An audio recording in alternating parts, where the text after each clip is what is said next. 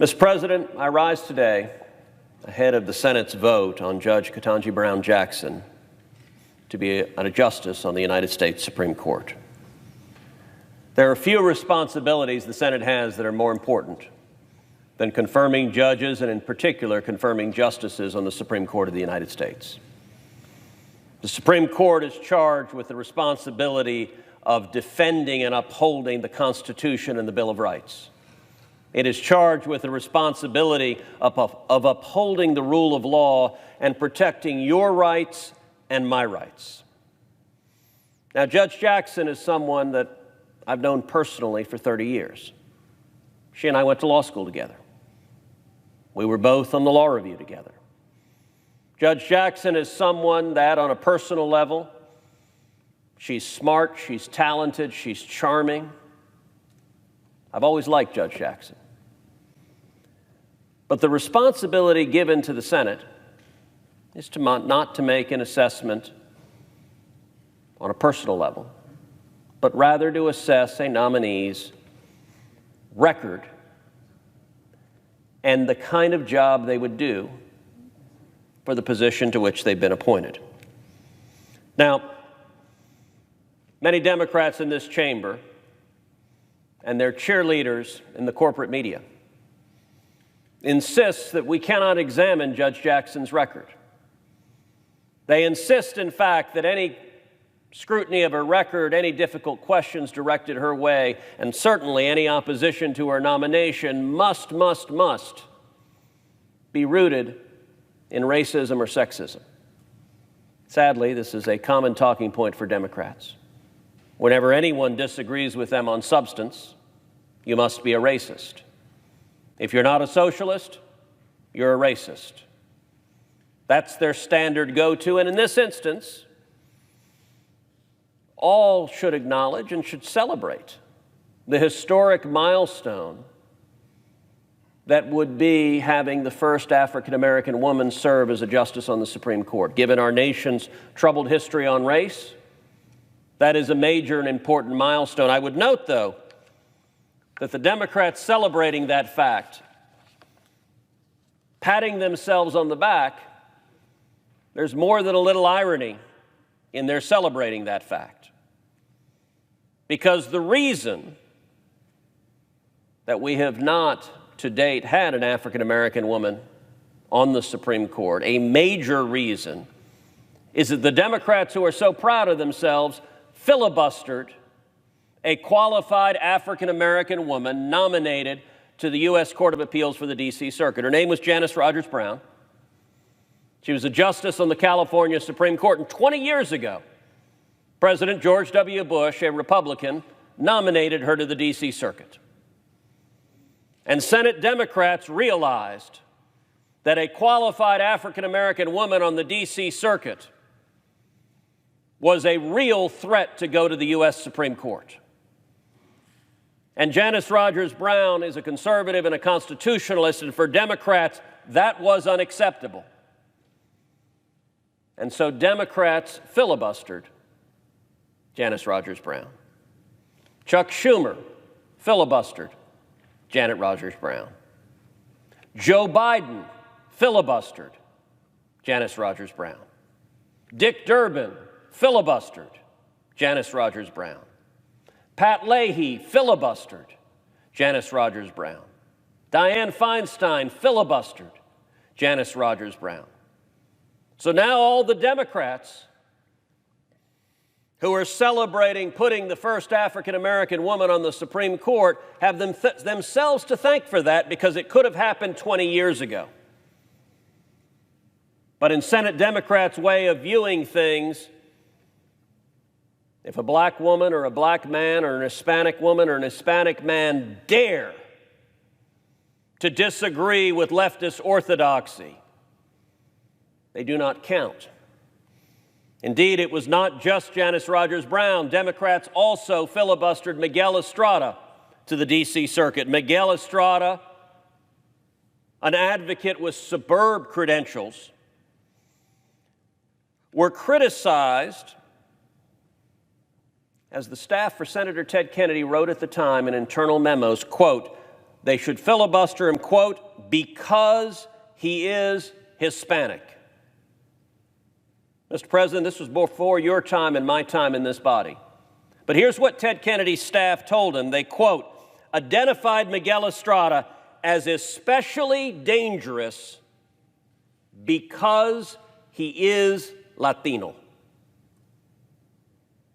That is racism, which the Democrats put in writing.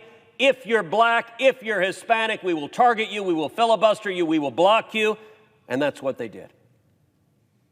And for that matter, that's what Democrats have done for 3 decades now to Justice Clarence Thomas, one of the greatest justices to ever serve on the U.S. Supreme Court. And yet, in Democrats' minds, he is not a black man because he dares disagree with their leftist ideology. It's wrong. It's racist. It's cynical. And it's offensive. What we should be doing, what every senator should be doing, is examining Judge Ketanji Brown Jackson's record. Her actual record. If you look at her substantive record, it is far out of the mainstream. It is an extreme record. If you look at her record, I believe it demonstrates that Judge Jackson, if she is confirmed, will be the single most liberal Supreme Court justice ever to serve on the Supreme Court. I believe she will be to the left of Justice Sotomayor, she will be to the left of Justice Kagan, and she will be way, way, way to the left of Justice Stevens Breyer, the justice she would be replacing. What does that mean as a practical matter, left and right? Why do the American people care about the Supreme Court? They care because they care about their rights. As a practical matter, what it means, I believe the odds are nearly 100% that Judge Jackson would vote to overturn the case of Heller versus District of Columbia. What is that case? It is the landmark case that upholds the Second Amendment right to keep and bear arms, a fundamental protection for all of us. That case was decided 5-4. Judge Jackson, I believe, is a vote to overturn that case, to take away our Second Amendment rights. And that means every senator who votes to confirm her is voting to take away the Second Amendment rights of Americans. Judge Jackson, I believe the odds are nearly 100% that she would vote to overturn the Citizens United case. What is Citizens United? It is a landmark case that protects our right to free speech, our right to speak in the political process, to support candidates, to oppose candidates, to express our views and participate in democracy. Citizens United was 5-4. One vote away from being taken away. By the way, Mr. President, in the Citizens United case, the Obama Justice Department argued that the federal government has the power to ban books. The case was 5-4. There were 4 justices willing to go there. Judge Jackson, I believe, would support the assertions of government power to silence you, to silence me, to silence the men and women we represent. When it comes to religious liberty, I believe Judge Jackson will vote consistently over and over again against the religious liberty of Americans, against our right to live according to our faith, according to our conscience, one of the most precious rights, the very first right protected in the first clause of the First Amendment of the Bill of Rights. That's what our framers thought about it, is that without the right to seek out and worship the Lord God Almighty with all of your heart, mind, and soul, no other rights matter. And I believe she will consistently vote to undermine that right, and in particular, one of the applications of that right in the context of school choice. School choice is the civil rights issue of the 21st century. If you care about civil rights, if you care about advancement and opportunity for young kids, for young African American kids, for young Hispanic kids, there is nothing that matters more than school choice. And yet the Supreme Court, in the case of Zellman versus Simmons-Harris, upheld Ohio's school choice program by one vote, 5-4. I believe Judge Jackson would vote to overturn Zellman versus Simmons-Harris and vote to strike down school choice programs across the country. You know, one of the problems with politics today is members of this body like to avoid accountability for what they're doing. But everyone in this body is on notice that this is a justice who will vote to take away our free speech rights, vote to take away our religious liberty rights, vote to take away our Second Amendment. And that means every senator that votes for her cannot avoid responsibility for those lawless outcomes. When it comes to abortion, Judge Jackson's record is extreme. I believe she would vote to strike down every single restriction across the country on abortion.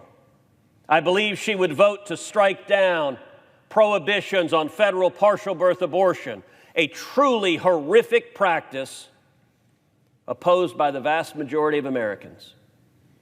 The Supreme Court upheld the federal ban on partial birth abortion by a vote of 5-4, one vote away. Judge Jackson, based on her record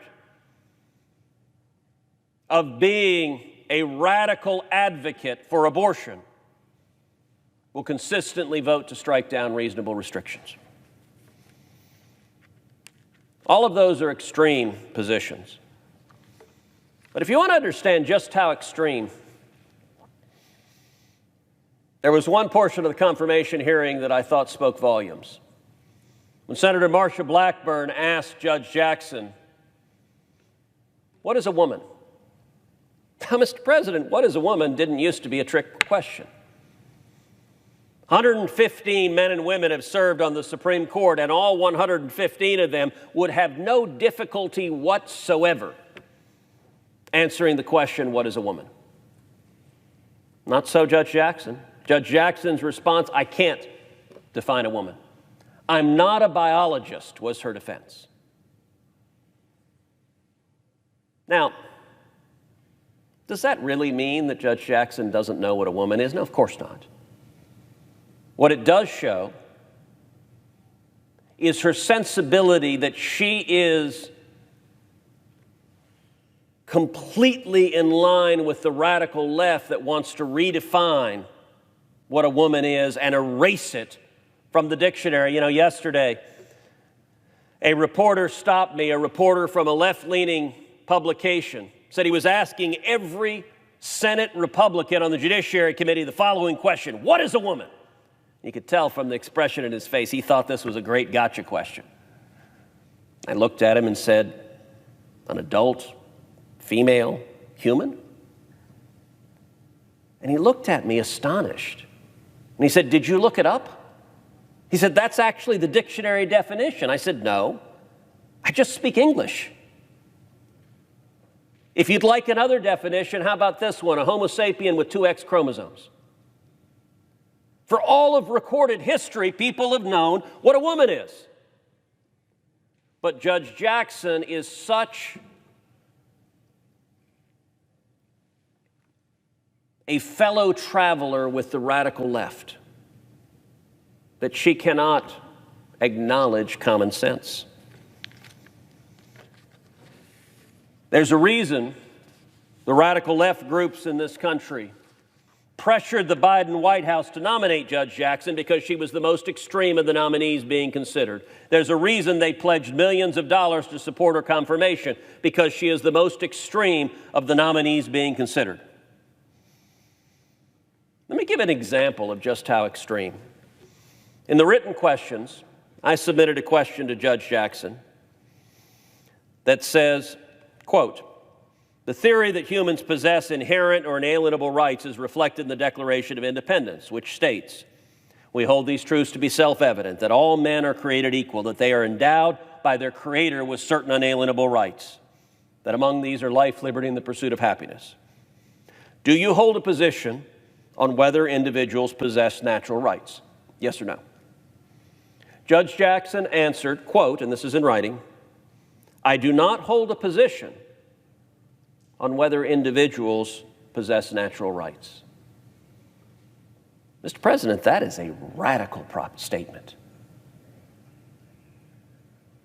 Our country was founded on the quote I just read from the Declaration of Independence with those words that Thomas Jefferson penned.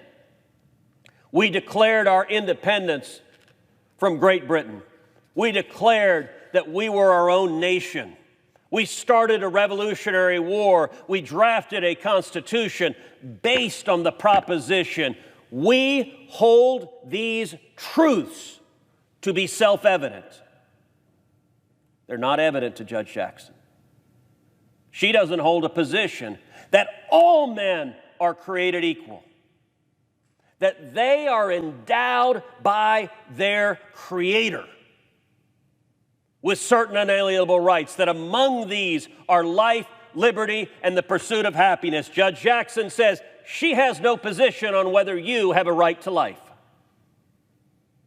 She has no position over whether you have a right to liberty. She has no position over whether you have a right to the pursuit of happiness. If you're a modern leftist, if you're a socialist who wants the government to control every aspect of your life, every aspect of your freedom, then a judge that has no view on whether we have natural rights is exactly the kind of judge you want.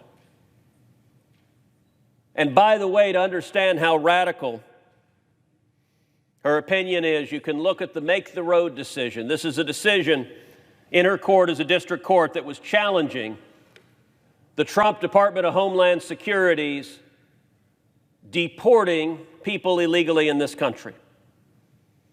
The statute under which the Secretary was removing illegal aliens explicitly gave the Secretary discretion and said that discretion is unreviewable in federal courts. It was as clear and explicit an authorization and a removal of the authority of federal courts to second-guess the policy determinations. That didn't stop Judge Jackson at all. She ignored the plain text of the statute. She issued a nationwide injunction to stop the federal government from removing illegal aliens. Her decision was so extreme that on appeal, it was reversed by the Federal Court of Appeals for the D.C. Circuit unanimously. This is a left-leaning court with a majority of Democrat appointments. And unanimously, the D.C. Circuit reversed her because she ignored the plain language of the statute. But there is no area that is more extreme than Judge Jackson's record on crime. This was the central focus of the confirmation hearing, and her record is far, far, far out of step with the mainstream. When it comes to crime generally, nationally, the average for federal judges sentencing criminals is 45.1 months. That's the average sentence nationally. Judge Jackson's average is 29.9 months, 33.8% less than the national average. If you're a criminal, you want to be in Judge Jackson's court because you're going to get a sentence more than a third less than you'll get in the average district court. That is far out of the mainstream. As you know, Mr. President, there was considerable focus not just on her leniency on criminals, her leniency on violent criminals, her leniency on sexual predators, her leniency on drug dealers. But there was a particular focus on her very disturbing record as it concerns child pornography. When it comes to child sex offenders, it is a truly grotesque problem we face in this country. I spent a number of years in law enforcement. As the Solicitor General of Texas, I worked on many criminal cases. There are no cases that were more disturbing to me personally than the cases where people abused kids, where they hurt kids, the evil, sick predators who carry out unspeakable acts on little children. And I have to say, when I first heard that there was a concern about her record on child pornography, I thought, come on now, that can't possibly be the case. Who is soft on child pornography? That didn't sound plausible. Then I examined her actual record.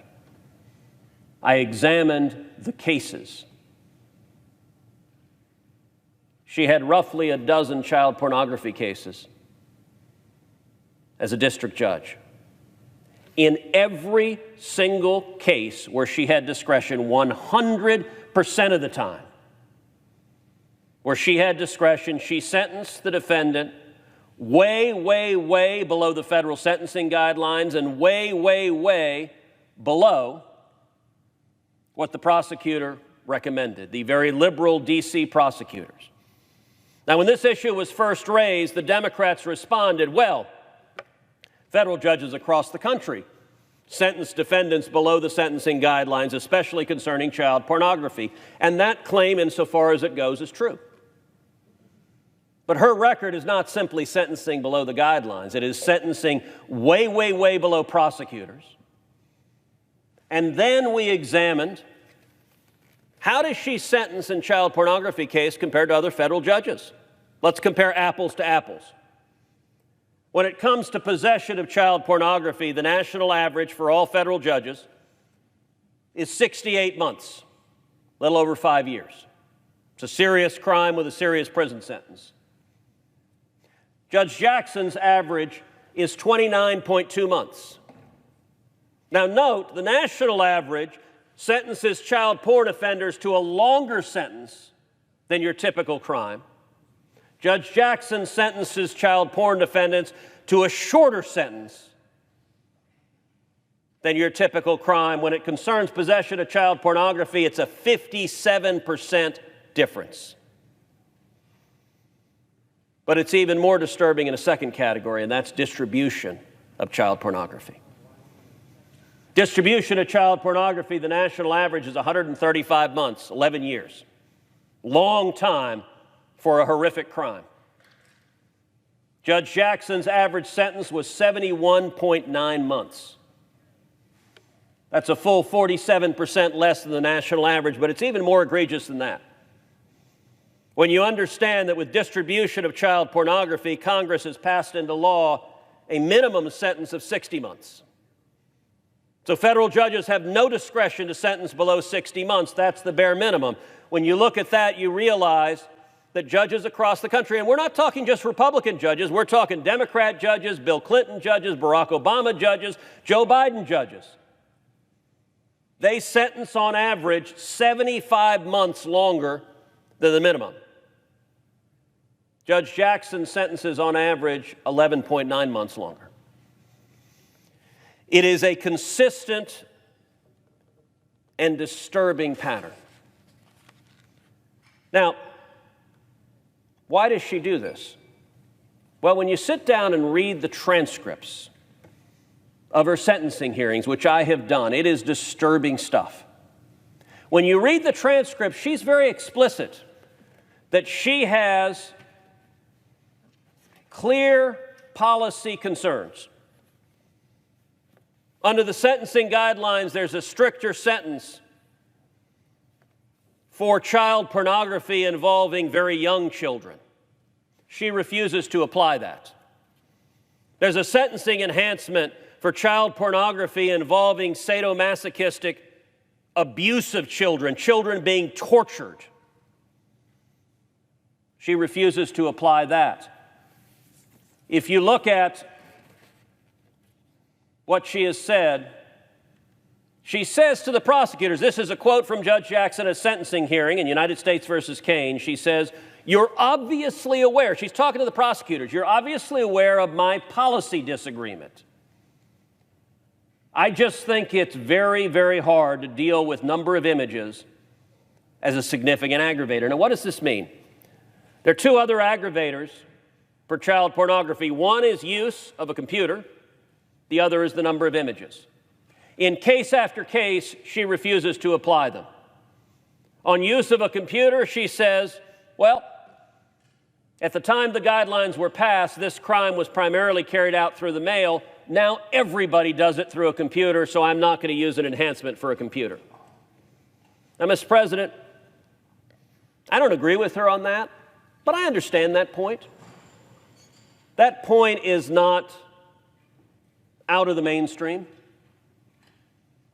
But there's another aggravator, an aggravator up to 5 levels for the number of images.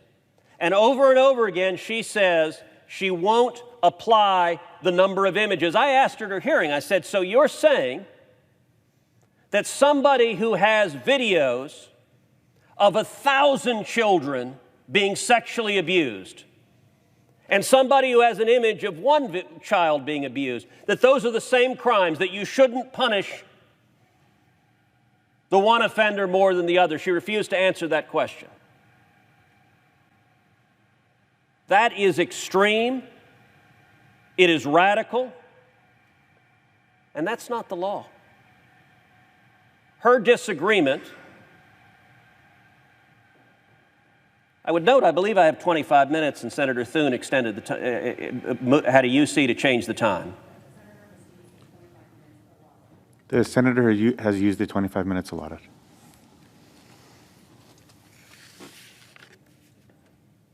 When it comes to Judge Jackson's record, it is far out of the mainstream. This is a judge who, as a justice, the odds are 100%, I believe, she will vote to strike down the death penalty nationwide, and she will rule repeatedly to release violent criminals, to release murderers, to release sex offenders. This is a pattern that is highly, highly disturbing. Our Democratic colleagues like to say they don't support abolishing the police. When you nominate and confirm judges that let criminals out of jail, you have the responsibility for the consequences of your actions. Judge Jackson's record is extreme, and I urge my colleagues to vote against her confirmation.